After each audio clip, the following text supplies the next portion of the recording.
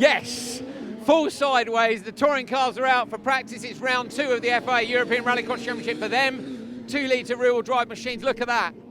That is one of the best views of the championship. My commentary box looks down there. I love it. We're round 5 of the FIA World Rallycross Championship from hell in Norway. It's absolutely freezing. You might be able to see. It really is cold, but cannot wait for this. You can see the elevation change. If you look down the hill there towards the gravel, but particularly over this way towards the hairpin, you can really see the way the track drops away. It's an absolutely brilliant track here. We're going to leave these guys. Super 1600 cars are forming up on the grid. Mind you, back just over here. So they're doing tyre warms over there. These guys are getting ready to go. Up there, you've got a load of Norwegian fans already. Gurgly Marton, don't want to get run over there. And we're going to go this way. So, have a watch of this. Shiga Butinov in the little Twingo S1600. Look at this. This is the shortest tyre warm zone we have all year. That clever Verka, and if you're in any doubt as to what's in the way, there's a wall just here, so if they get the tyre warm wrong, particularly in a supercar, they're right into the wall just over there. So let's head into the paddock and see who we can find.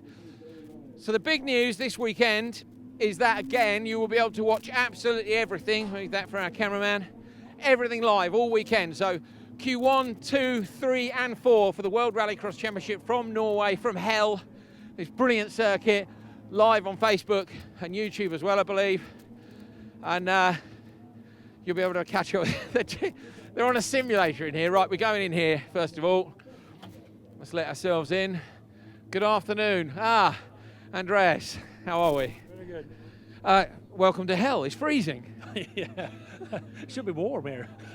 It should, but it's not, is it? Are you looking forward to this one? This is a bit of a classic track. Yeah, I do actually. This is a very iconic track. It's on a hill, which is very, I mean, you can't see it really on TV, but it's very ups and down. It's very fun to drive, hard to drive, very technical. I love it. Happy with how the team's gone so far? Obviously, you're the team boss here. I mean, are you pleased, or are you hoping for more?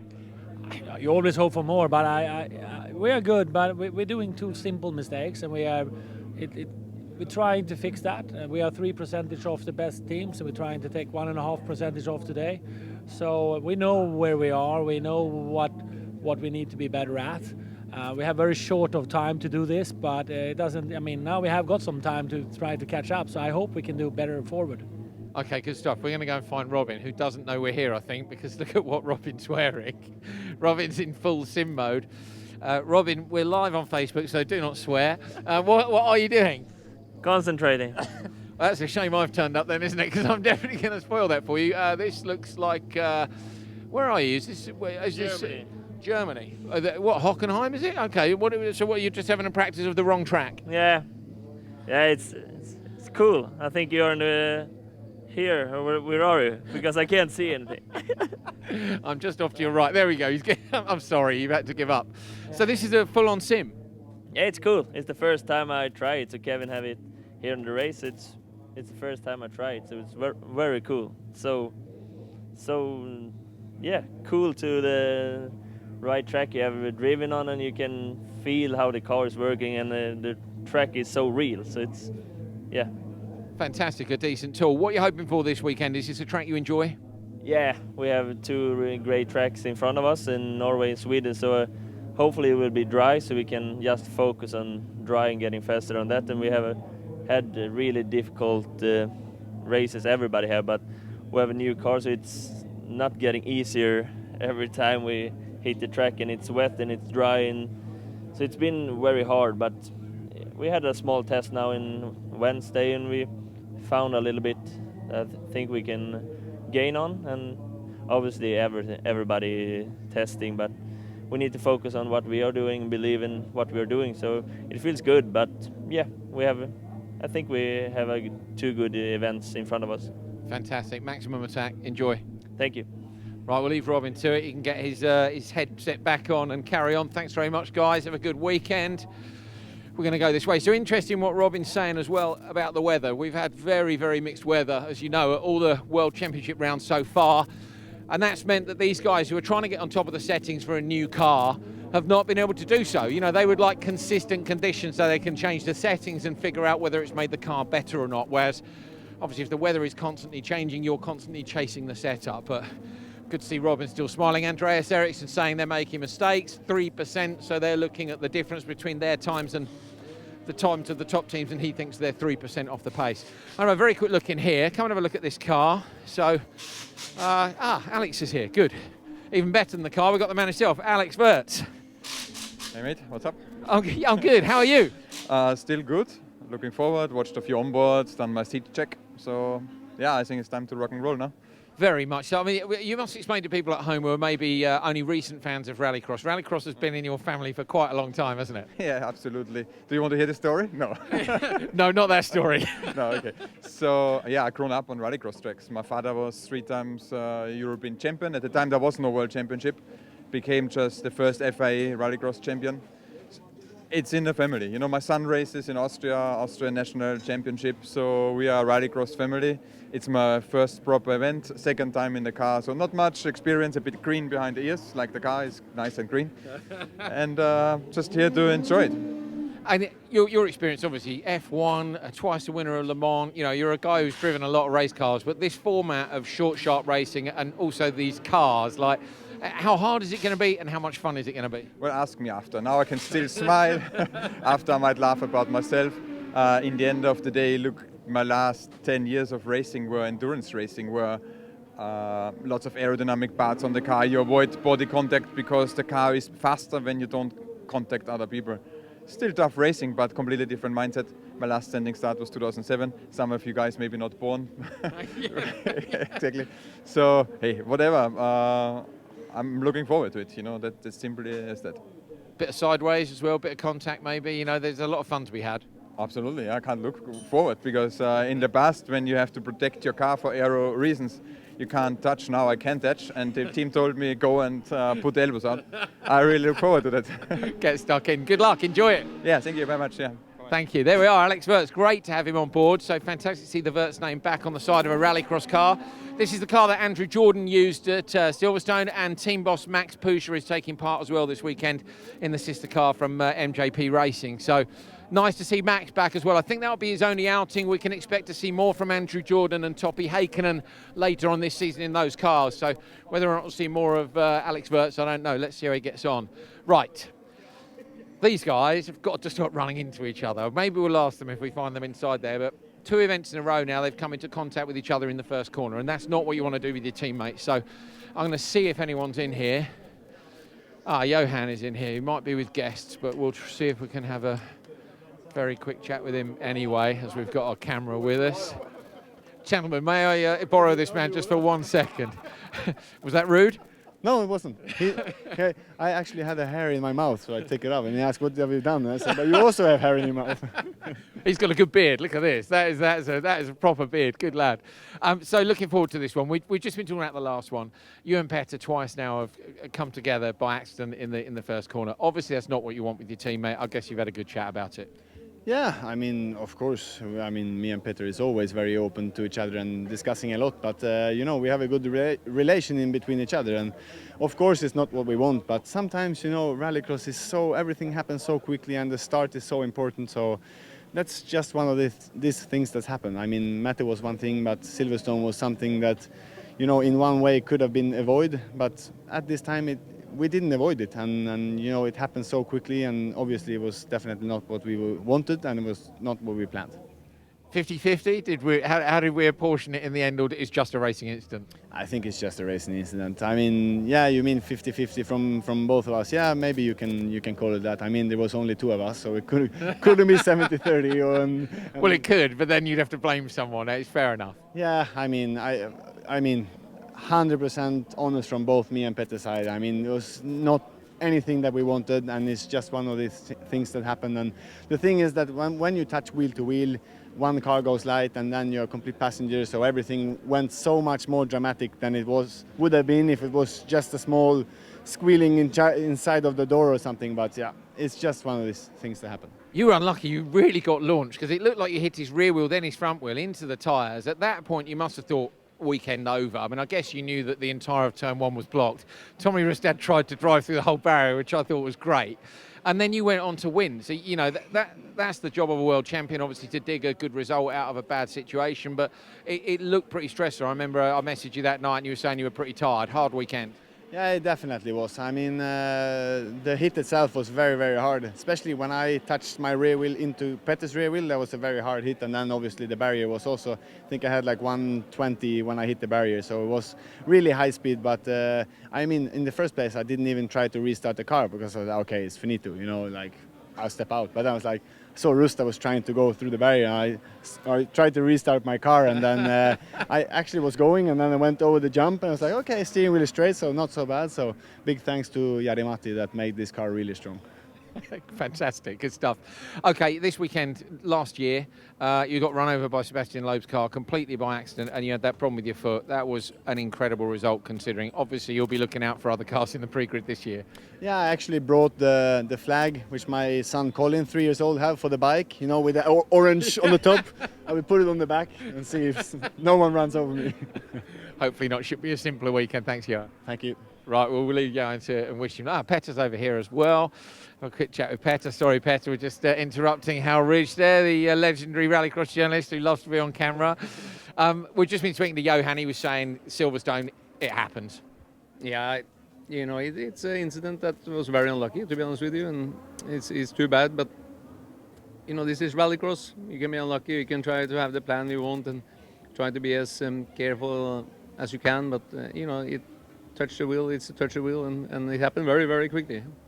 Okay, Norway. We need a win in Norway, don't we, badly? I said it for 2 years to win in Norway. It will be fantastic. This time I will not say it. I will drive, have fun, enjoy with the spectators, and drive smart and be tougher in the semi and the final because I'm too nice. So, Mr. Nice Guy, that's it. But I mean, in all seriousness, not put yourself under pressure to have won in the past, but maybe you've made that the sole aim and you're just going to relax and try to do a normal race weekend? You know, I feel like I've done really well through the whole season, actually. You know, I had a very good speed, a very good intermediates, looking good in the semi, but not the perfect semi and the finals, you know. So, yeah, this time we take step by step, and I have to be a little bit tougher, I think. Okay, elbows out. I have to raise them a little bit. I don't have big arms, you know, my big elbows, but. I need to be a little bit more harder against the people who's hard against me. Do you think that comes from the rally background compared to the racing background? Like if you'd done years of karting as a kid rather than years of rallying, and I know you did some rallycross when you were younger, but might that have helped? Seriously, you know, I mean, obviously you've got incredible car control, but sometimes I think the racing side is hard, like for Sebastian as well. You know, when you come from the one car against the clock background. I think the guys who's coming from circuit, they are maybe a little bit smarter, try to be smarter and they know all the trick. You know, I think Loeb again also is similar like me, you know, very nice with his driving and nothing special. So I think we just have to think a little bit more and try to do the same as the other guys a little bit more to try to get the details a little bit better, you know. But I like my driving style. I like to be fair, but you know, this is Rallycross, and you know, people are after the same points, so you have to fight for it. Yeah. I look forward to seeing that. Yeah, me too. All right, good luck. Cheers, Petter. See you later. So Petter is going to get his elbows out, and I'm looking forward to seeing that. Come on out. Let you out through the door. We've got guys on the dirt game simulators outside here. Look, having a little play. They'll be here all weekend, gentlemen. Right, we're going to go down this way and. Try and get down to Audi. Here's the VWs under final prep. Look in the background, you can see the offices. I love the way these guys have everything laid out. Tools all perfect. They've only got the tools they need for the car. So where you can see, I don't know how far in Karim can get, but on the right-hand side up on the bench, there's a tool kit and you can see everything laid out within the tool kit. They only have the tools they need for the car, and I love that. Your sockets at home's got all the sockets in it. They've only got the sockets that are on the car. So it's just cool. I'm a bit of a geek like that. I love that kind of thing. Right, we're going to EKS, which is a little walk over that way, but that's where we'll head anyway. We've got Luke Woodham here this weekend doing some drift demos for Monster Energy. And then we got, this is actually one of the RX2 vehicles. So I was in there this morning with the kids from RX2. I say kids, some of them are full-on adults, but most of them are learning the trade. And We had a long chat about TV stuff, how to do TV interviews. You know, they're all learning. That's another advantage to being in these categories which come through, is that they pick up some of the skills they need for when they get into the World Championship. When you have a camera stuffed in your face for the first time, it's a little bit imposing, and we're hoping that if they can gain some of those skills as they come through the ranks, that it will be a bit easier for them by the time they're with these guys, the World Championship team. So this is EKS Audi Sport, and we're coming in here for a chat. We'll just lift the door up over the top, see if we can find anyone. Anybody here? Hello. Can we have an appointment with either of the drivers? I will look. Okay, there we go. They were. We found one already. Here he is. I'm ready. I promise I'm ready. Not been snacking. Yeah, I have. Hey, come on. I'll take the microphone. Yes. Come on. All right, so do you know our chef Jonas? nice here, by the way. You can go around there. And you know, we have a rule in EKS RX. As long as I score a podium, there will be Taco Friday. You have a rule. I have a rule. You have a rule. Yeah. So Jonas is preparing all the snacks. Is this the tacos? This is the tacos. Yeah. You are invited, by the way. Yes. Yeah, good. I saw on Twitter that you wanted to join. So yeah, it's coming together. One sweeter sauce and one spicy sauce, right? Yeah. Exactly. Yeah. So yeah, I think this time is going to be very special, very nice, and I think it's going to be good. I'm told that this is a national dish of Norway, tacos. What is this all about? Because I understood this was not a national thing for Norway. I thought it was just sort of, an American and South American thing. Am I wrong? No, you are not wrong, because we Norwegian eats tacos at least once a week. I would say I probably eat it 3 times a week. Like, I love tacos. That's how it is. That's how we do it over here. But I don't understand why you need to have this one when you work with it. When you do it.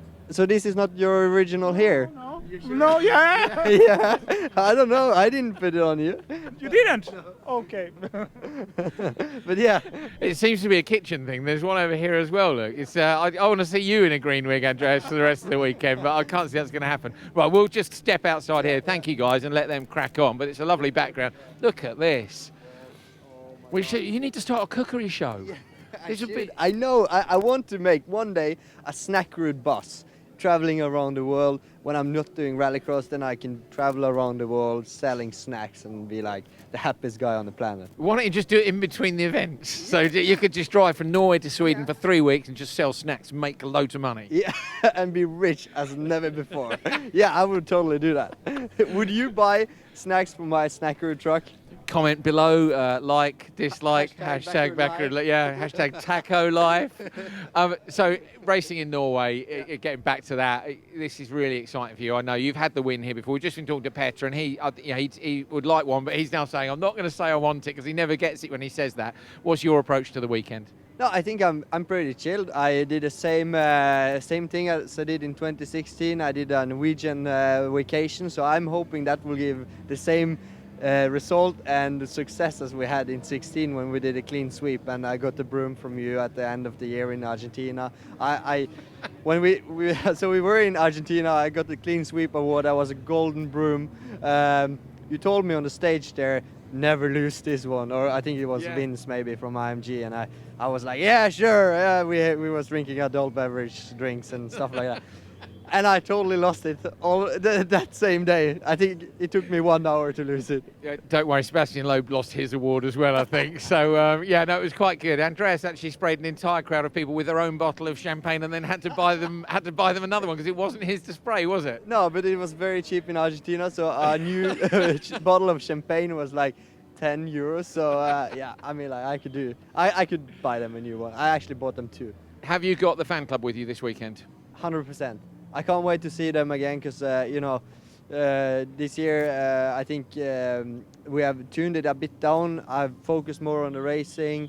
I think everybody have understood that, normally I had my manager Jan Tore, 100% employee with me, but this year it's more me in the company running everything, so we haven't had the time to make lots of trips and stuff like that. So here in Norway is we had a big event in Barcelona, and now here in Norway it's going to be mega, and can't wait to see everybody back again, like all the smiles and all the happy faces, and I know they are somewhere around, probably drinking a beer or two.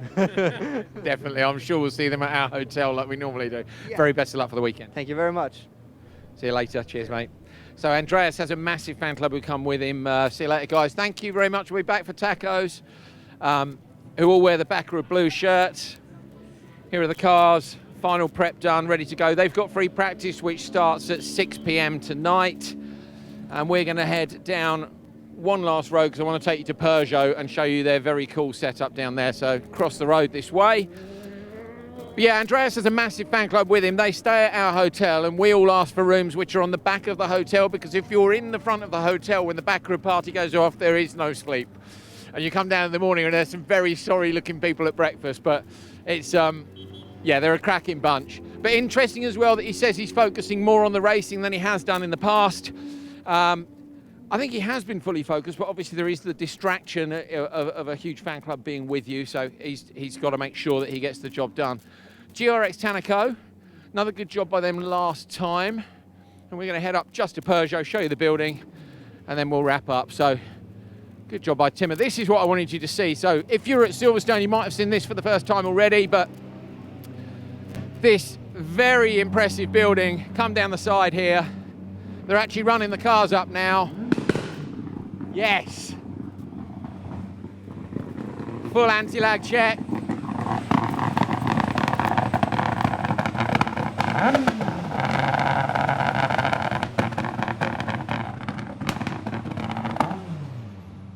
There we go, and that's how you run up a World RX car. But if you look up here, look, they've got airlines on each of the corners of the car. They've got this new lighting, hospitality over there. The 3 cars lined up, ready to go. Free practice will be getting underway here in Norway very shortly indeed, and we can't wait for that. Remember, live streaming all weekend, every session, Q1, 2, 3 and 4. Then you can check on your local broadcasters for the semi-finals and the finals. Round 5 of the FA World Rallycross Championship 2018 is about to get underway. Join us all weekend.